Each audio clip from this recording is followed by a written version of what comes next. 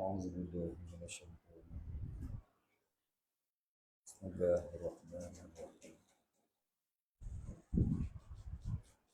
إلى حضرة النبي سيدنا محمد صلى الله عليه وسلم وآله الكرام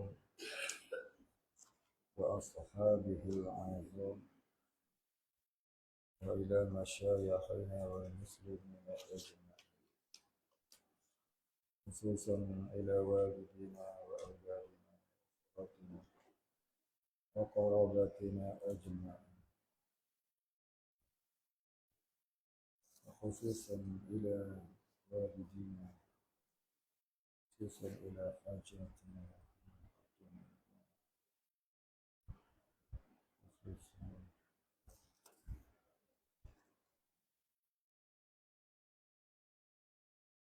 خصوصا إلى سبيل الشيخ والمرشد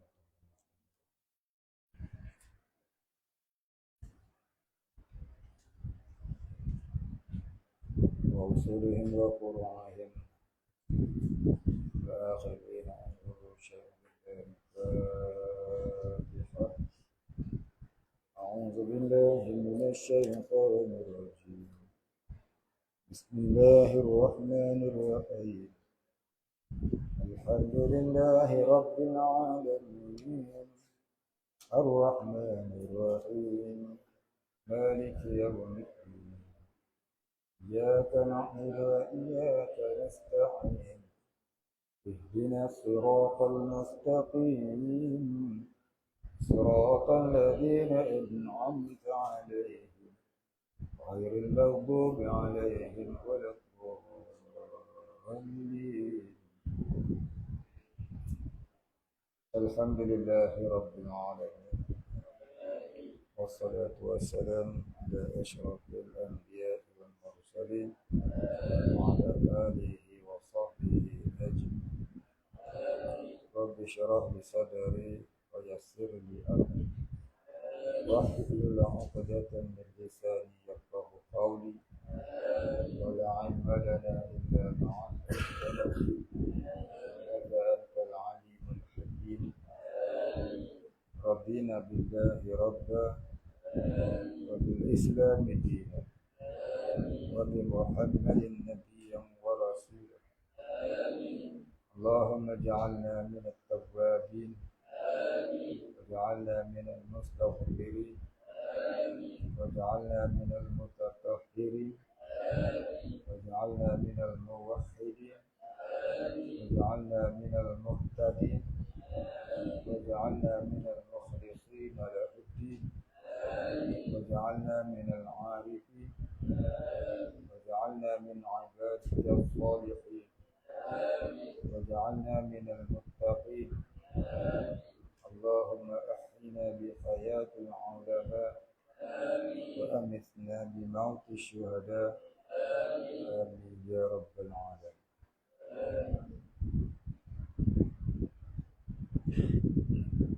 بسم الله الرحمن الرحيم. قال المصنف والمؤلف رحمه الله تعالى ونفعنا به وبعلومه وبركاته آمين يا رب العالمين.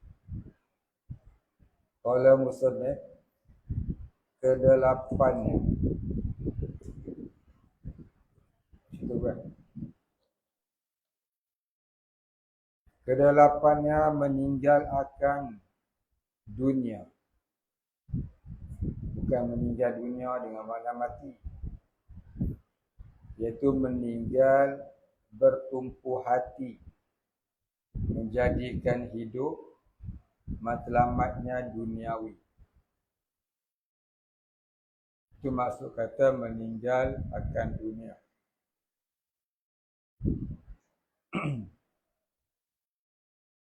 Dan menuntut berasing ia daripada ahli dunia. Jadi hendaklah ia mengasingkan diri daripada pencinta-pencinta dunia, pemburu-pemburu duniawi. Dunia ni tak salah, Yang salahnya duniawi.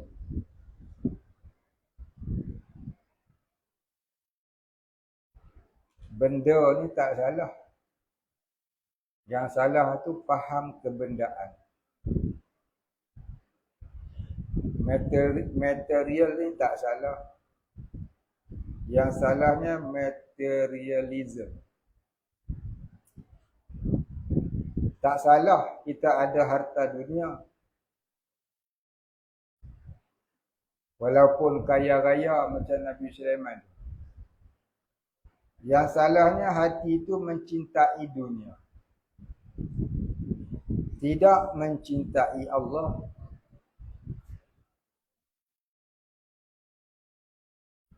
Kalau kita tak sampai mencintai Allah,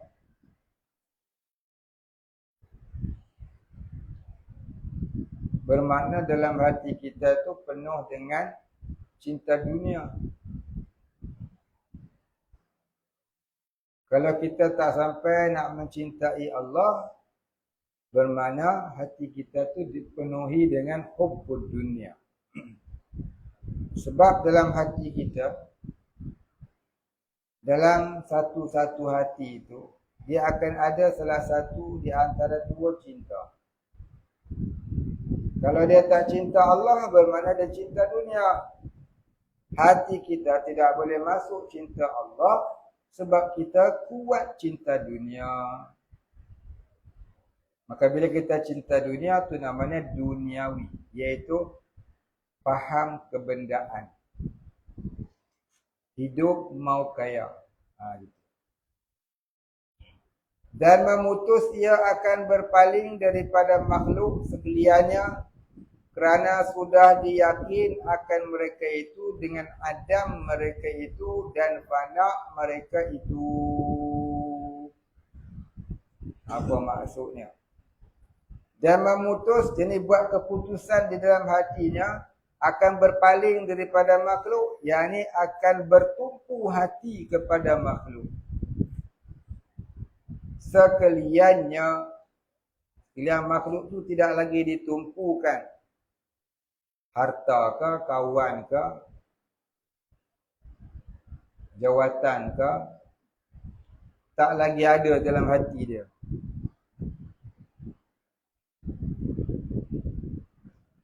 Ada orang yang macam tu, dia tak bertumpu dah. Tapi bukan sebab yakin dengan Allah, sebab dia dah pedak. Cari tak dapat, usaha tak dapat, dia malas. Tapi kalau ada peluang nak juga. Yang tu hukum dunia juga. Cuma dia tak ada duniawi, dia tak ada harta dunia. Sebab yang dikejar tak dapat.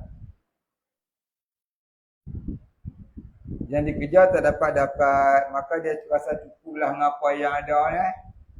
Pasal apa? Putus asa mencari harta dunia. Pasal kerja tak dapat. Namun dalam hatinya tak ada juga cinta Allah. Itu maknanya orang yang putus asa. Bukan orang yang cinta Allah. Ramai orang macam tu. Ramai orang yang macam tu. Dia tetap nama hukum dunia juga. Kerana sudah diyakin akan mereka itu dengan adam mereka itu. Jadi orang-orang yang sudah tidak ada cinta dunia, di dalam hati mereka sudah merasakan diri mereka itu tiada dan diri mereka itu fana. Adam maknanya tiada. Yang ada hanyalah Allah. Mereka itu fana. Yang bapa hanyalah Allah. Jadi kenapa nak cari perkara yang fana? Kenapa nak cari perkara yang ada? Dunia ini hakikatnya tiada. Maksud kata tiada tu apa dia? Pada syariat kita kata dunia ni semua ni akan musnah. Kadang-kadang sebelum kita mati pun dia dah musnah. Maka Nabi kata orang yang cerdik ialah orang yang menggunakan akalnya mencari bekalan mati. Orang yang bodoh ialah orang yang menggunakan akalnya untuk mengumpulkan harta dunia yang akan ia tinggalkan. Baik, habis. Jadi kalau kita ni nak memutuskan hati kita daripada hubbu dunia macam mana? Minta doa, ya Allah, jadikanlah aku orang miskin yang baik. Berani ke? Berani. Sengih tak ni. Ya Allah, jadikanlah aku orang miskin yang baik. Nabi doa Nabi, Allahumma ja'alni miskinan tayyiba. Abdul Rahman bin Auf minta jadi miskin yang baik. Tapi tak miskin-miskin dia, sampai mati dia, sampai wafat dia kaya-raya. Ya, setelah dia wafat, harta dia tu sampai ke Andalus. Harta dia. Siapa? Abdul Rahman bin Auf. Sahabat Nabi yang terkaya. Tapi dia minta jadi miskin sebab hati dia hanya untuk Allah. Hatinya hanya kasih kepada Allah, tak kasih harta yang dia ada. Jadi bukanlah salah ada harta, tapi yang salahnya kasih akan harta. Walaupun tak ada harta, tapi dia kasih harta. Ada orang tu miskin, tak ada harta. Bahkan kadang-kadang papa kedana. Tapi hatinya memberontak nak jadi kaya. Itu pun namanya hubud dunia juga. Itu pun namanya hubud dunia juga. Bahkan itu yang paling ramai.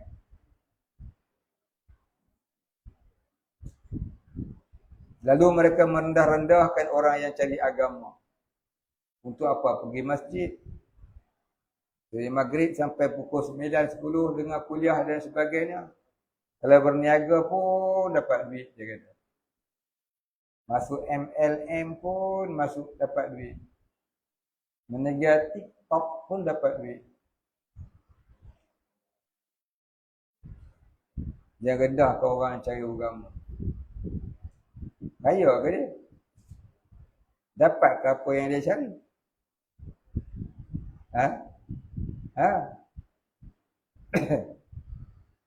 Baik, kadang-kadang Allah menghina orang-orang yang macam ni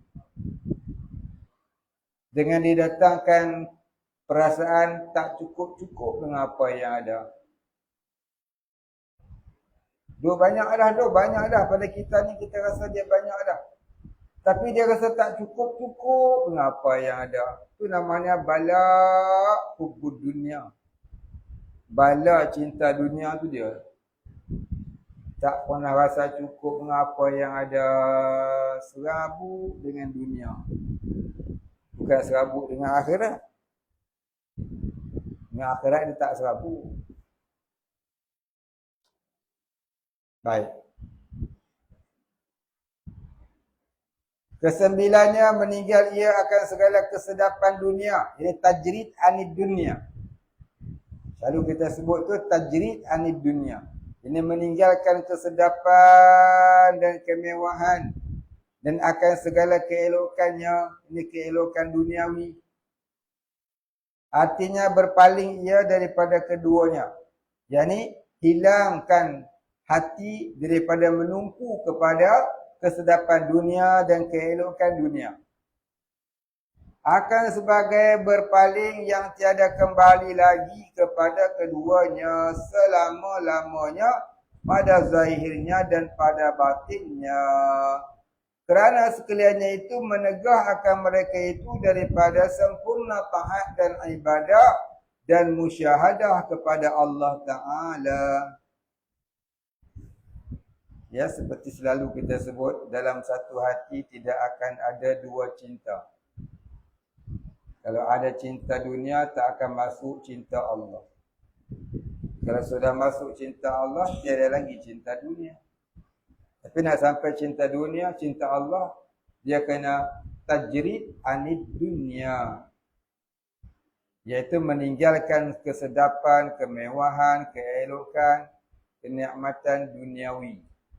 Tak boleh kan kita nak ambil, nak makan sedap sikit, nak rumah besar sikit, nak pakai kereta besar sikit, nak beli kapal terbang, nak beli jet, boleh, tak salah.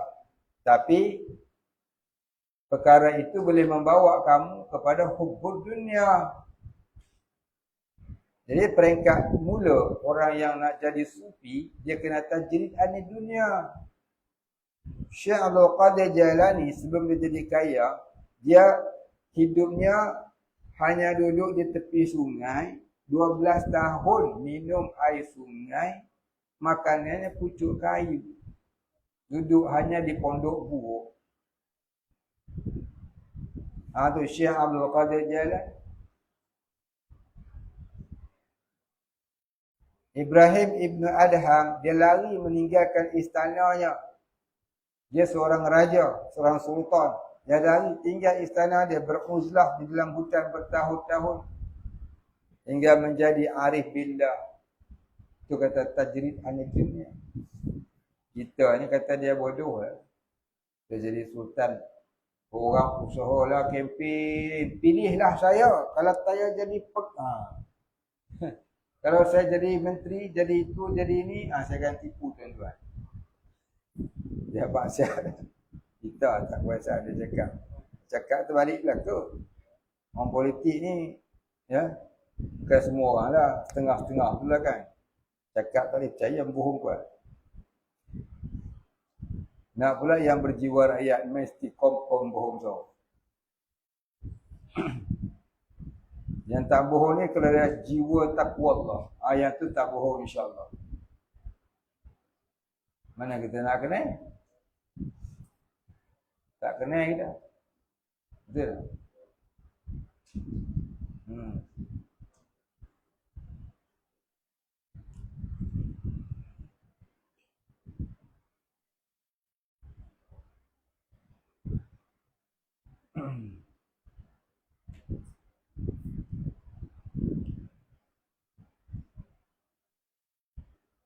Jadi cinta dunia itu menyebabkan terhijab hati kita daripada mencintai ibadah.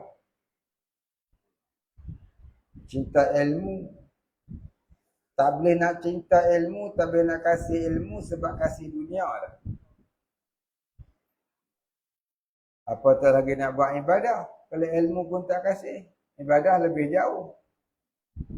Apatah lagi nak kasih Allah dan Rasul. Boleh cakap je lah.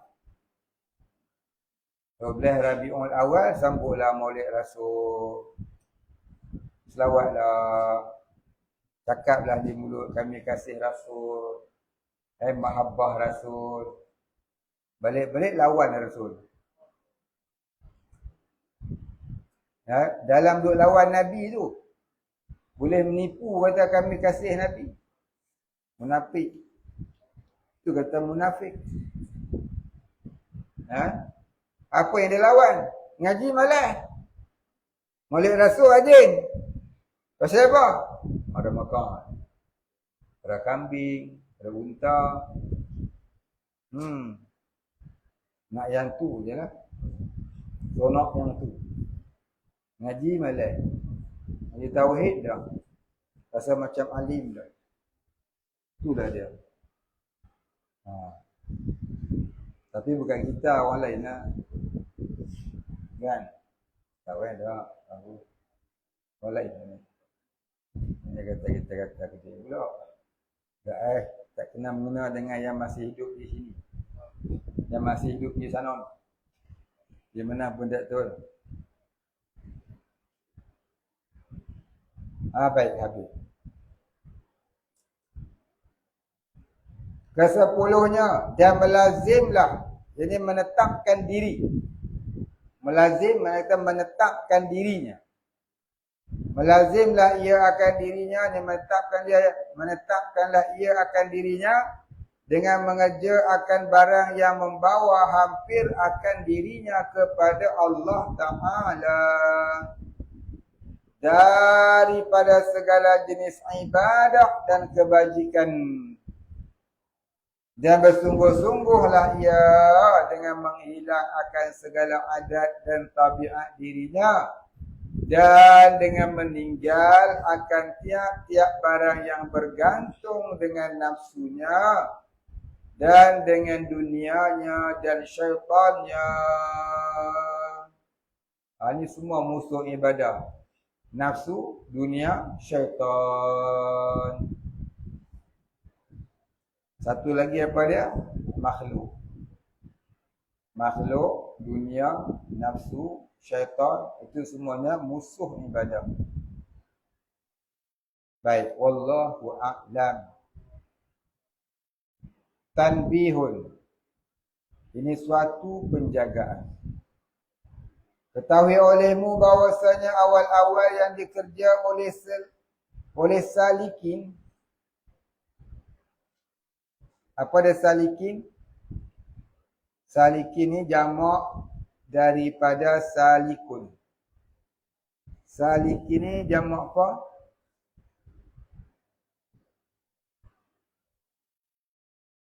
Jamak apa salikin ni, Hasan? Orang tak tahu. Jamak? Jamak muzakkar salim. Apa maksud salikin? Orang yang beribadah menuju ma'rifatullah. Itu maksud kata salikin. Orang yang berjalan kepada Allah. Ini orang yang beribadah menuju ma'rifatullah. Baik. Dia kata awal-awal yang perlu dikerjakan oleh orang salikin tadi, yaitu at-tafakkaru. At-tafakkaru artinya mendatang ia akan fikir. Dan segala hal dirinya. Yani fikir akan dirinya, di mana dia itu hamba Allah yang akan meninggal akan dunia yang fana ini. Akan mengembara pula ke alam yang lebih panjang.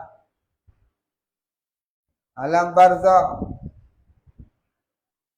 Alam padang mahsyar, alam kebangkitan semula, alam padang mahsyar, alam syafaat Nabi.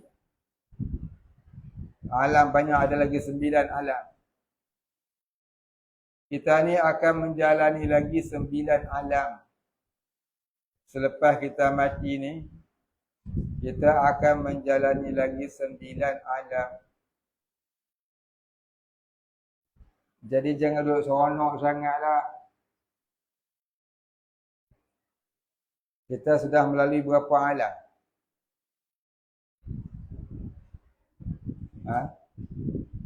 7 alam. Kita sudah melalui 7 alam. Kita akan melangkah lagi 9 alam. 7 alam tu yang kita ingat, yang kita tahu hanyalah alam yang sekarang ini. Yang lepas kita tak tahu. Siapa pun tak tahu yang lepas tu macam mana. Allah Ta'ala kata, Innal insana li rabbihi lakanud. Sungguhnya manusia itu lupa kepada Tuhannya. Kita lupa, kita asal daripada Allah. Inna lillahi. Sungguhnya kita yang asalnya daripada Allah. Tapi kita lupa semua itu.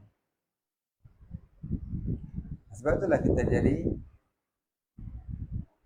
orang yang banyak berbuat dosa. Yang syirik pun ada. So kita lupa kepada Tuhan. Jadi bila diceritakan kepada kita, kita akan melalui lagi 9 alam. Kita dengar tu macam tengok Doraemon. Tak kisah pun kita. Pasal apa? Hati kita itu mati. Bila hati kita mati, kita buat tak kisah dengan pengembaraan kita yang seterusnya selepas kita mati nanti. Jadi kalau kita nak tahu hati kita ni hidup ke mati, kita tengok di situ. Apa perasaan kita? Kalaulah kita mati besok hari.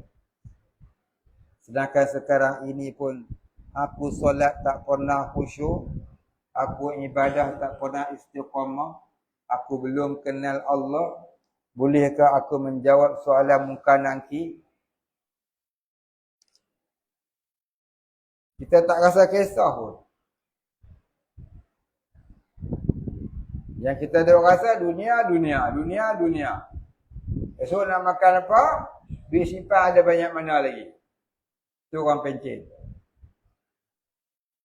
Kalau orang belum pencen, esok nak makan apa? Duit aku cukup tak sampai akhir bulan. EPS lambat lagi. Tentang tak ada pencen, aku mati dulu. Nanti bini aku yang sapu, dia kahwin jantan lain. Lega kawan tu. Lepas tu dia pakai bil paya baru.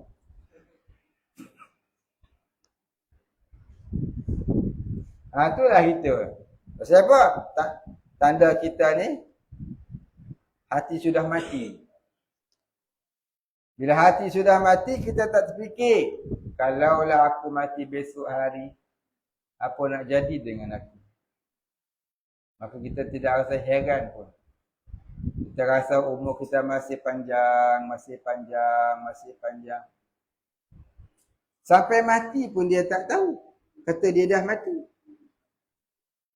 Permulaan orang mati tu dia tak tahu kata dia mati. Dia heran kenapa orang mandikan dia. Dia heran kenapa orang kapankan dia.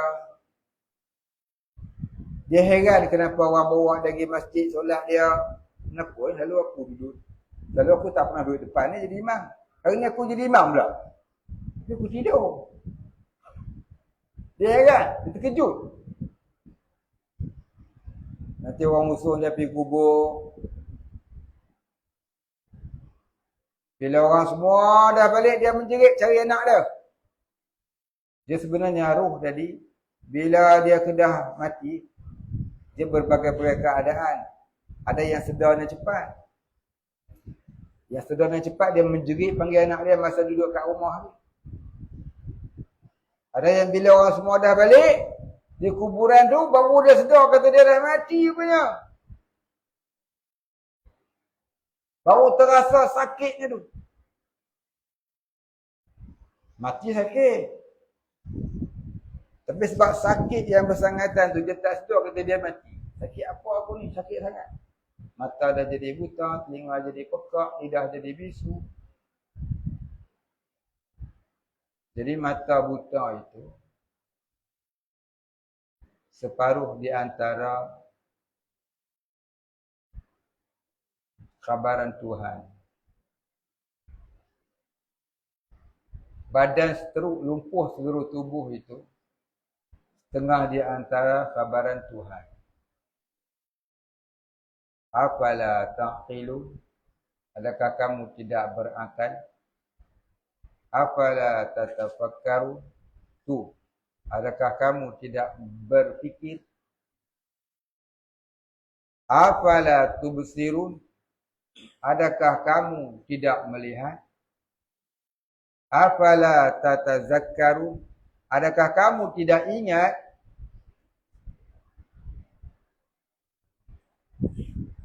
Baik. Jadi itu semuanya adalah pemberitahuan Tuhan. Nabi Yaqub nak wafat. Malaikat datang beritahu. Zaid datang, dia kata, ya Assalamualaikum. Ya Rasulullah. Aku datang. Apa hajat kau datang? Aku nak ambil nyawa kau ya Rasulullah. Terkejut dia. Hai.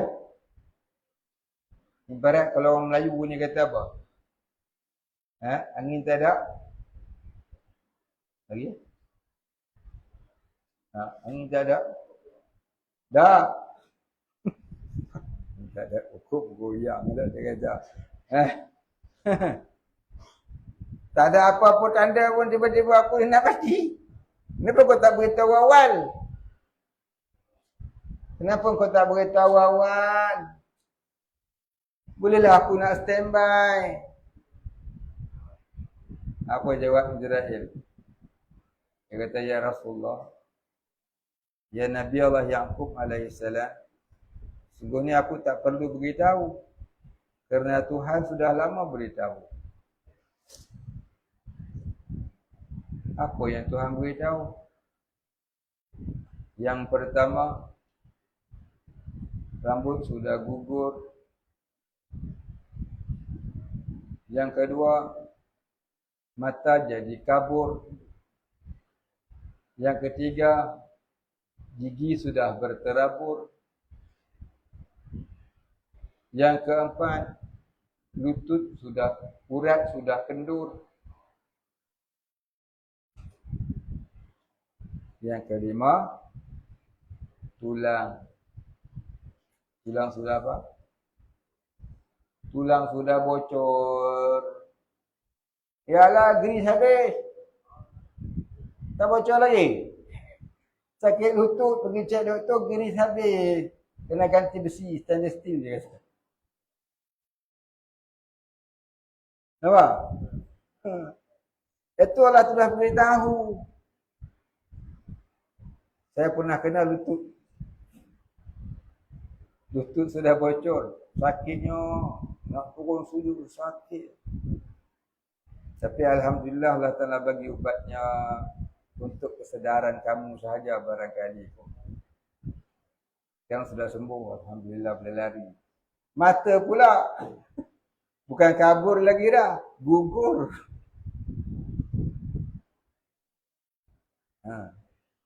Ini semua pemberitahuan Tuhan, kata Israel alaihissalam kepada Nabi Yaqub. Nampak tak? Jadi kita tengah duk rasa kita ni muda. Saya 30 tahun baru. Belum ada lagi semua itu. Rambut masih hitam, belum ada gugur-gugur. Mata masih terang. Mata saya masih terang. Di balik dinding pun saya dapat tengok. Oh, mak hebatnya. Gigi belum berterabur. Gigi saya masih kukuh. Tak payah ikat.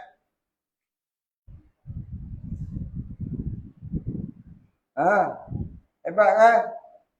Urat pun belum kendur. Cuba tengok muscle saya.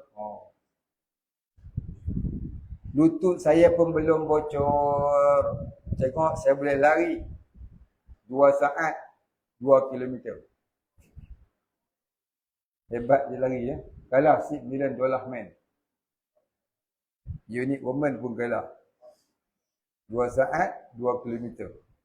2 langkah ya pun sampai dah 2 kilometer. Hebatnya. Tengah-tengah lari tu nak langkah kali kedua, gedebam. Lepas terbang jatuh atas kepala. Mampus dulu.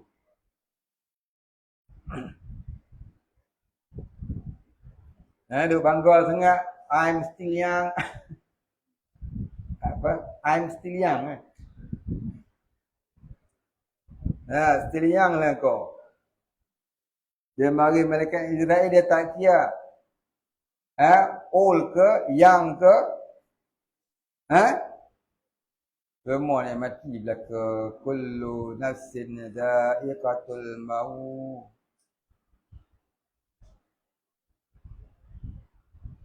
Jangan menyangkalah oleh orang-orang yang rasa belum ada 5 tangga itu, umurnya masih panjang. Dalam perut pun boleh mati. Tak apalah mati dalam perut, tentu sudah jadi ahli syurga.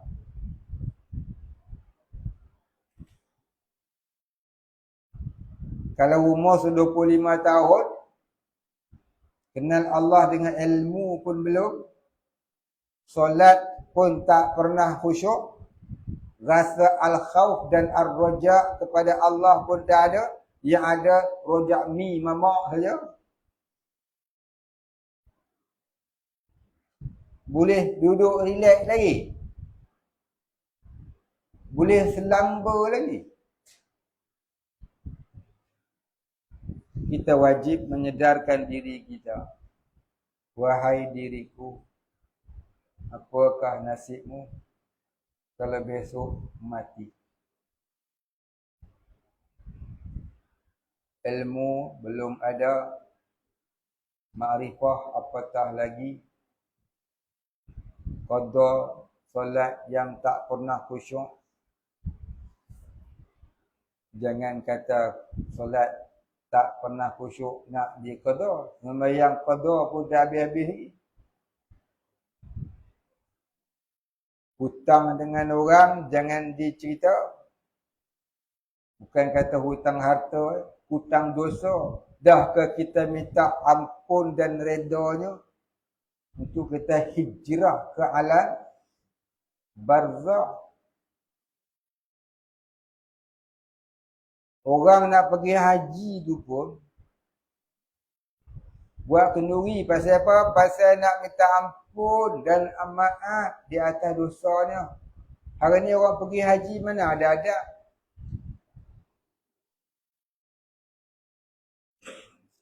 Hari ni orang pergi haji tak ada adab.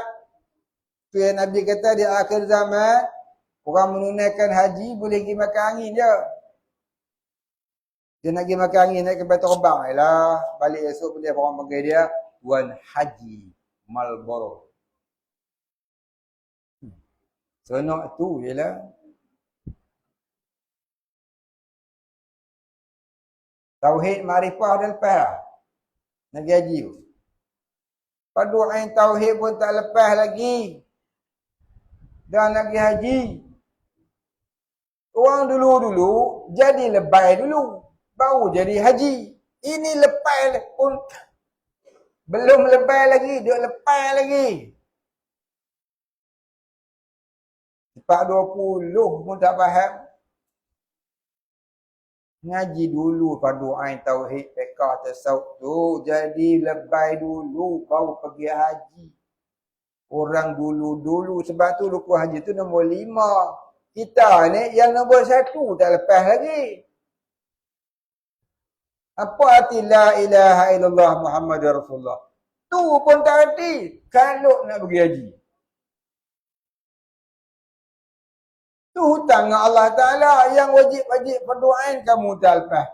Tiba-tiba nak pergi haji dah. Balik haji esok tu bangga. Oh, pergi Mekah sana Ustaz. Oh, gitu lagi ni, gitu lagi ni. Saya yang balik nak tengok. Tapi dah orang cerita yang go hebat lah. Bukan sebab saya apa. Kesian kat dia. Dia membatalkan pahala haji dia. Dia sedang membatalkan pahala hajinya. Dia tak sedar. Sifat mazmumah mudah tahu. Jangan dicerita sifat mahmudah. Itu baru hutang dengan Tuhan. Pun tak habis. Hutang dengan orang. Ada tipu orang tu, dan bohong orang tu, dan mumpat orang tu. Kau minta maaf dah dengan dia. Nak pergi haji. Baca tengok adab musafir. Adab kita nak bermusafir. Ya. Terutama musafir ke mengerjakan haji dan umrah. Mana tahu kau pergi sana tu lama mati di sana. Dosa dengan orang kampung dah habis lagi, kamu tak minta maaf lagi. Dulu tipu dia, mengumpat dia, hina dia, maki hamu dia, tipu duit dia.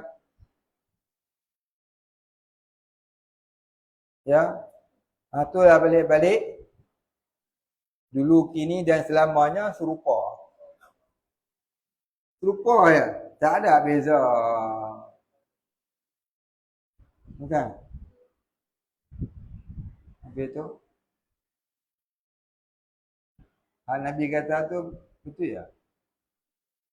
Berlaku tak lagi?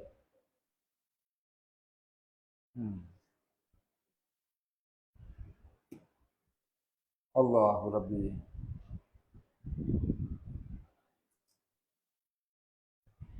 Bersedekah hanya menghabiskan duit. Kan? Berzakat pun menghabiskan duit. Tapi hilang. Tapi tak ditual lah nanti kenapa tak berzakat. Begitulah kita. Akhir zaman macam tu. Mudah-mudahan Allah Ta'ala jaga kita. Terutama saya lah yang banyak cakapnya. Daripada kita menjadi seperti yang Nabi sudah beritahu. Ini akhir zaman. Sebelum belajar bab haji, belajar dulu tauhid, fiqh, tasawuf. Yang sekurang-kurang fardu ain tu. Dan belajar adab bermusafir ke tanah suci. Barulah pergi. Ini pergi haji tanya dah 14 kali. Qiyamuhu binafsih, mudah tahu. Apa makna qiyamuhu binafsih? Allah berdiri dengan sendiri. Apa makna berdiri dengan sendiri? Allah Ta'ala tidak memerlukan pertolongan sesiapa di dalam menjadikan suatu... Betul tak? Betul? Siapa kata betul enggak dengar?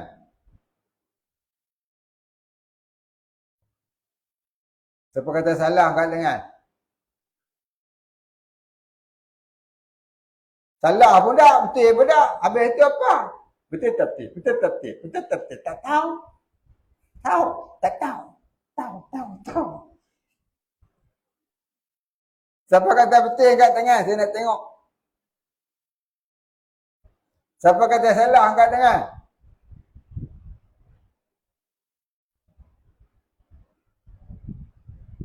Oh, semua kata salah.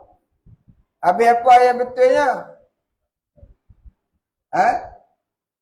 Apa yang betulnya qiyamuhu ta'ala binafsi tadi? Tulis abang sini. Suruh siapa ada buat? Syed, ente kata betul ke salah? Yang betulnya apa, Syed?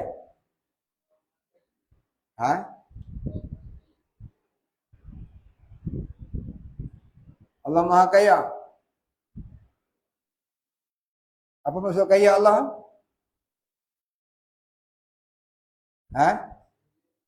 Sebut satu.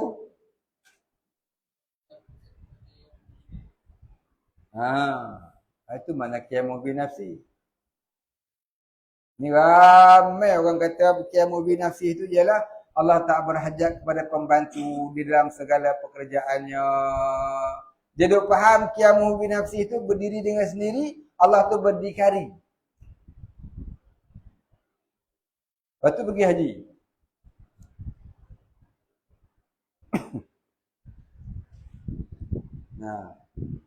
Baiklah mengaji dulu.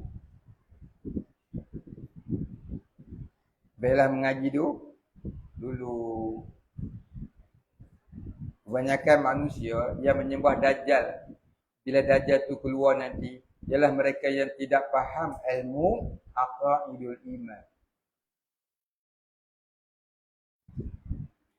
Kebanyakan manusia yang akan menjadi pengikut Dajjal ialah mereka yang tidak memahami apa itu aqaidul iman.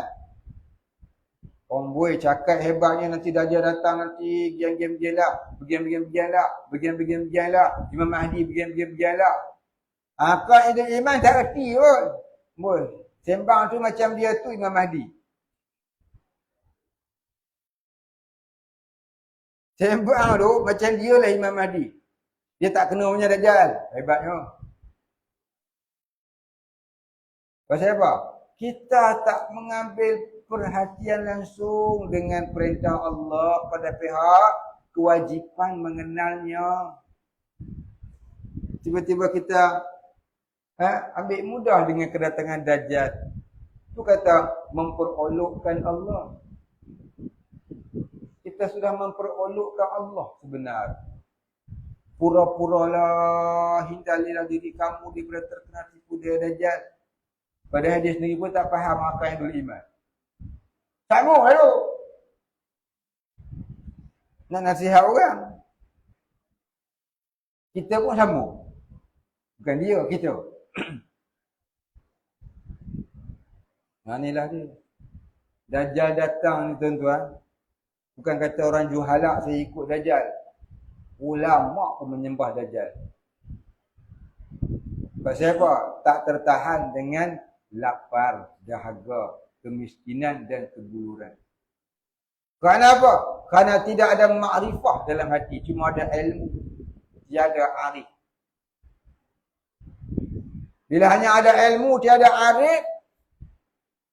Bukan kata Dajjal yang sebenar tu kata ni dia akan ikut Dajjal. Dajjal yang ada lengi pun dia tutup ikut.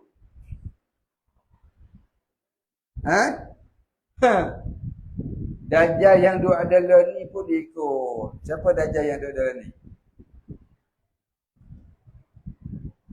Siapa tu Dajjal?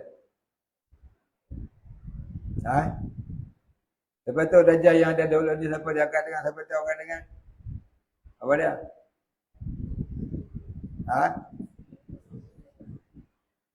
Seekor. Apa kau cakap Dia kata apa? Boleh masuk. Tu boleh masuk apa dia? Boleh makan su. Su apa? Seekor. Pandai-pandai sebut boleh masuk. Apa dia boleh masuk? Apa dia boleh masuk? Dah. Su maknanya jahat. Ulama yang jahat. Apa dia ulama jahat? Dah. Siapa tu ulama jahat tu apa dia? Cakap lah. Dah, tak lagi lah. Dah, betul lah.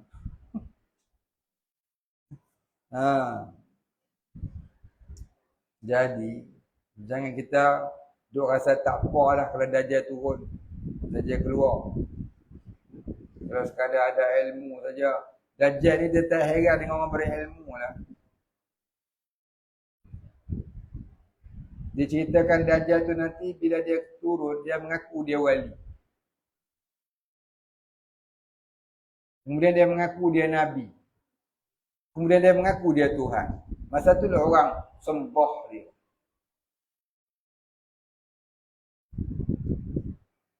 Siapa yang akan menyembah dia? Orang yang tiada arif di dalam hatinya.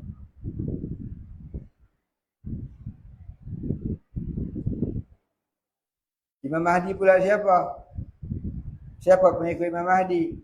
Orang yang arif billah. Orang yang arif billah ditolong oleh Allah mengenali Imam Al-Mahdi Al-Muntazar. Tapi orang yang jahil daripada mengenal Allah, ingat-ingat kalau Lim Guan Eng kata dia Imam Mahdi pun dia turun. Pasal ada dah satu orang, pasal ada dalam Malaysia ni. Bukan seorang dua, ramai.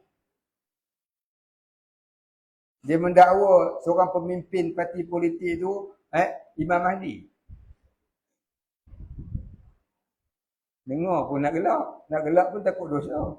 Diam je lah. Mau ketawanya takut dosa. Kok diam aja. Tu dia. Sampai tak kata. Jangan kata datang yang suruh. Itulah dia. Betapa jahilnya kita hari ni. Kita ni pun jahil. Jangan duk sangka kita pandai lah. Kita pun jahil juga. Kalau tak ditolong Allah. Ingat Abu Jahal tu jahil. Kenapa disebut Abu Jahal? Adakah dia jahil? Dia tak jahil ilmu. Dia digelarkan jahil kerana tidak mahu ikut apa yang diajar oleh Rasulullah. Nabi ngajar dia. Nabi yang ajar. Kita pergi sekolah, cikgu ajar kita rukun iman pun kita faham kan? Yang kita percaya kan? Ni tak apa tak lagi, dia diajar sendiri oleh Rasulullah. Tentu dia lebih hebat ilmunya. Tapi kenapa digelarkan Abu Jahil? Abu Jahal. Kenapa? Karena dia tahu, tapi wa'asina. Sami'na wa'asina. Kami dengar, kami tahu, tapi kami tak mau. Nampak? Itu digelarkan Abu Jahal. Orang yang paling reti, tapi yang paling menolak.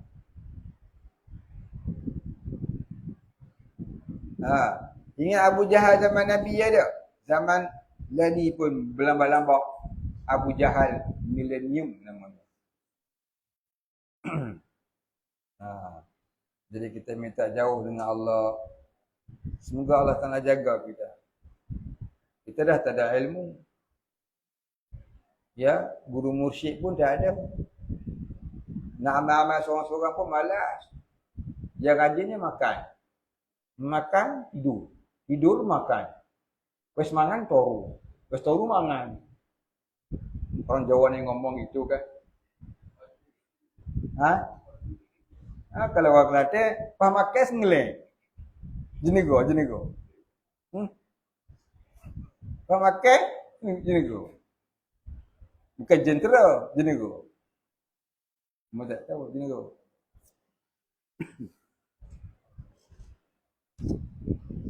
Baik. Jadi kita minta tolong dengan Allah sungguh-sungguh. Rabbana la tuzigh qulubana ba'da idh hadaitana wa hab lana min ladunka rahmah innaka antal wahhab. Baca selalu. Agak-agak terasa nak buat jahat, nak buat dosa, baca. Kita tahu ni berdosa tapi rasa nak buat. Baca Rabbana la tuzigh qulubana ba'da idh hadaitana. Ya Allah, aku tahu benda ni salah tapi aku rasa nak buat. Ya Allah, tolong pelihara aku ya Allah. Baca dalam hati minta apa? Rabbana la tuzigh qulubana ba'da idh hadaitana. Sampai perasaan nak buat jahat itu hilang. Ditenggelamkan oleh doa tadi. Mudah-mudahan Allah Ta'ala pelihara. Siapa boleh amal, bermakna Allah pelihara dia. Siapa tak boleh amal, dia tak mahu pemeliharaan Allah ke atas dirinya. Pasal dia tahu, tapi dia tak mahu bersungguh mengamalkan. Jangan kata Tuhan tak mau jaga dia. Tak. Dia sendiri yang tak mau. Allah dah beritahu, dia tak mau. Macam cari duit. Duit bukanlah boleh. Kita tunggu main. Walaupun ada orang yang tunggu je duit main. Dia tak banyak lah. Orang yang dijanjikan oleh Allah dengan rezeki mau'ud. Rezeki datang tanpa dicari. Dalam Quran pun dia sebut. Wa yarzuqhu min haitsu la yahtasib. Siapa dia tu? Wa man yattaqillah. Maka rezeki mereka itu, Imam Ghazali kata, rezeki mau'ud. Rezeki yang tak perlu dicari. Rezeki yang datangnya sendiri. Bukan dengan usaha mencari. Dia mencari redha Allah. Allah redha kepadanya dengan mengurniakan rezeki yang tidak perlu diusahakan. Dalam kitab Minhajul Abidin dia kata, itu namanya rezeki mau'ud. Rezeki yang dijanjikan oleh Allah kepada orang yang bertakwa. Habis itu rezeki orang yang bekerja, itu namanya rezeki mamluk. Rezeki tubuh badan, ada sehat, ada sakit, itu rezeki madmun. Ada 3 rezeki kata Imam Al-Ghazali.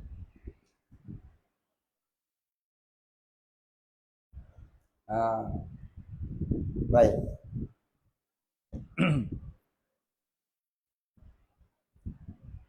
Orang yang tidak mahu terkena yang haram, Allah akan datangkan perkara yang halal ke atas dirinya.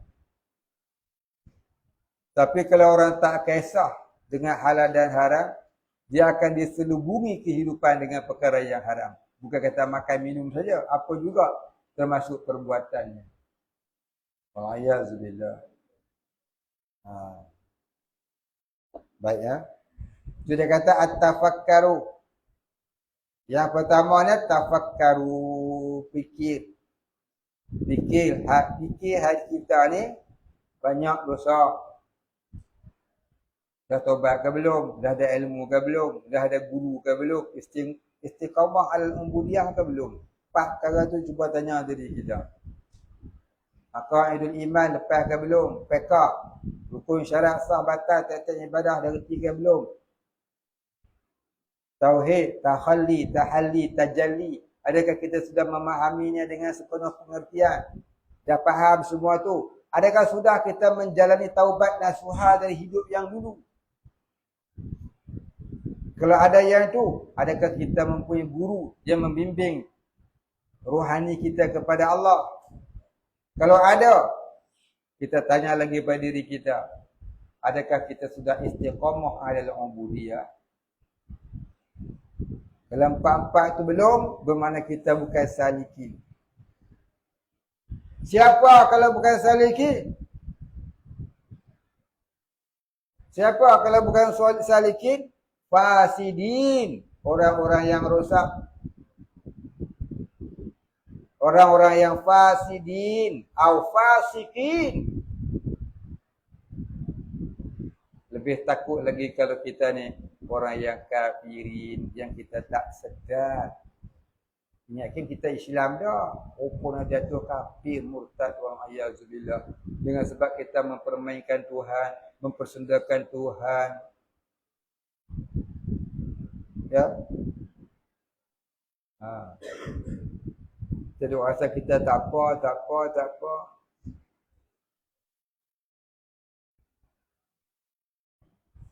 Baik, habis.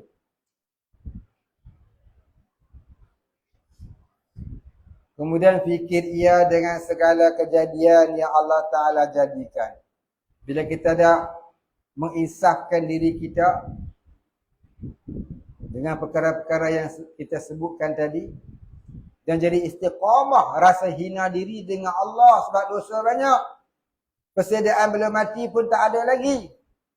Wa tazawwadu fa inna khairu zadi taqwa. Sediakanlah bekalan.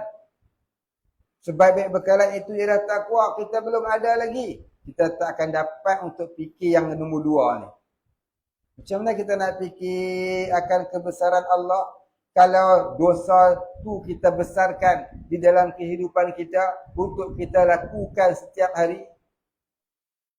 Selagi kita membesarkan dunia, selagi kita membesarkan harta, selagi kita membesarkan jawatan, selagi kita membesarkan maksiat kita, kita suka tak mau tinggal-tinggal, sampai bila-bila pun kita tak akan dapat rasa kebesaran Allah.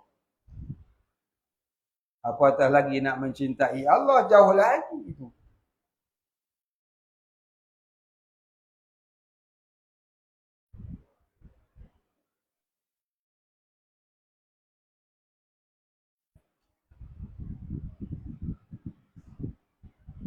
Dan segala hal dirinya.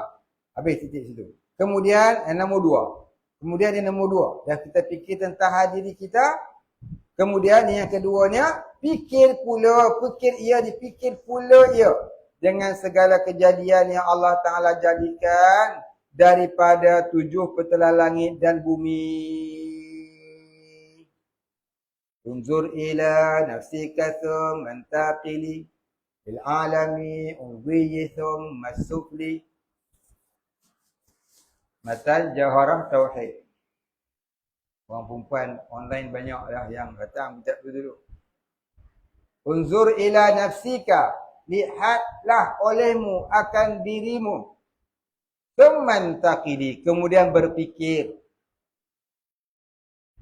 Lihat pada diri, kemudian fikir. Itu nombor 1. Kemudian lil alami. Kemudian kepada alam ulwi yang tinggi. Thumma sufli. Kemudian alam yang rendah. Ni dia suruh. Nampak? Fikir kepada alam yang tinggi, 7 petala langit dan bumi yang ni yang rendah. Kemudian fikir ia kepada pekerjaan dunianya dan akhiratnya. Cukupkah belum aqaidul iman aku ni? Lepas dah kah? Qiyamuh bi nafsi pun tak faham. Belum tanya hal lain-lain. Kudrat artinya berkuasa. Allah menjadikan alam dengan sifat kudratnya. Sudah. Betul ya? Allah melihat dengan basarnya boleh? Betul.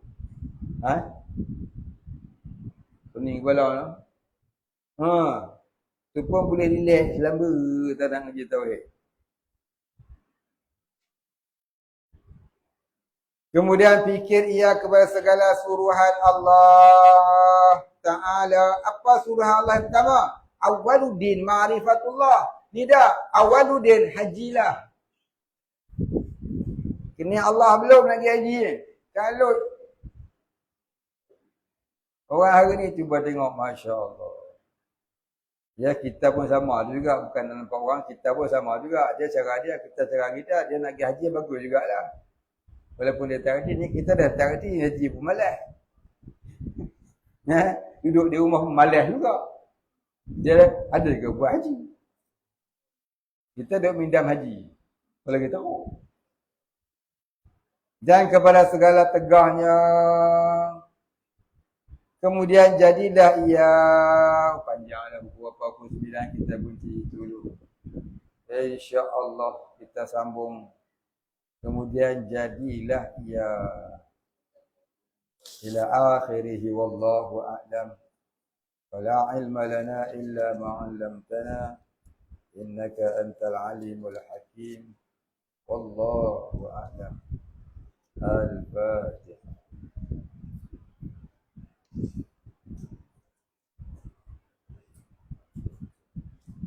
Ada soalan ke tadi? Ada. أعوذ بالله من الشيطان الرجيم بسم الله الرحمن الرحيم الحمد لله رب العالمين الرحمن الرحيم مالك يوم الدين إياك نعبد وإياك نستعين اهدنا الصراط المستقيم صراط الذين أنعمت عليهم غير المغضوب عليهم ولا الضالين. أعوذ بالله من الشيطان الرجيم بسم الله الرحمن الرحيم الحمد لله رب العالمين والصلاة والسلام على أشرف الأنبياء والمرسلين وعلى آله وصحبه أجمعين. اللهم اغفر لنا ذنوبنا ولوالدينا وارحمهم كما ربيانا صغارا ولمشايخنا وللمسلمين أجمعين برحمتك يا أرحم الراحمين. اللهم نور قلوبنا بنور معرفتك يا فتاح يا رزاق افتح لنا فتحا قريبا كما فتحته على أنبيائك وأوليائك وعبادك الصالحين. وصلى الله على سيدنا محمد وعلى آله وصحبه أجمعين. سبحان ربك رب العزة عما يصفون وسلام على المرسلين الحمد لله رب العالمين.